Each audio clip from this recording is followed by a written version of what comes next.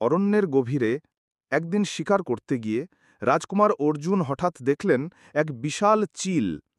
চিল তার দিকে তাকিয়ে বলল, রাজকুমার, আমি এই অরণ্যের রক্ষক। আমার এক মেয়ে আছে, কিন্তু তাকে কোনো সাধারণ মানুষের কাছে দেব না।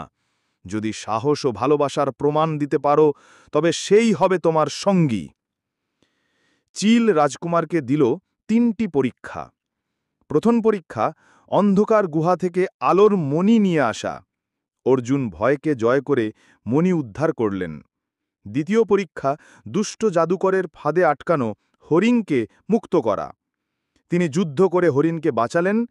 তৃতীয় পরীক্ষা ছিল সবচেয়ে কঠিন, নিজের অহংকার জয় করা। অর্জুন বুঝলেন আসল শক্তি ক্ষমতায় নয়, বিনয় আর ভালোবাসায়। তিনি চিলের সামনে মাথা নত করে বললেন, আমি জিততে চাই না, আমি শুধু সত্যিকারের সঙ্গী চাই। চিল তখন ডানা মেলে আকাশে উঠল। এক ঝলক আলো ছড়িয়ে পড়ল। চিলের জায়গায় দাঁড়িয়ে রইল এক অপরূপা দেবকন্যা। সেই ছিল চিলের মেয়ে। রাজকুমার ও চিলকন্যার মহোৎসবের বিয়ে হল।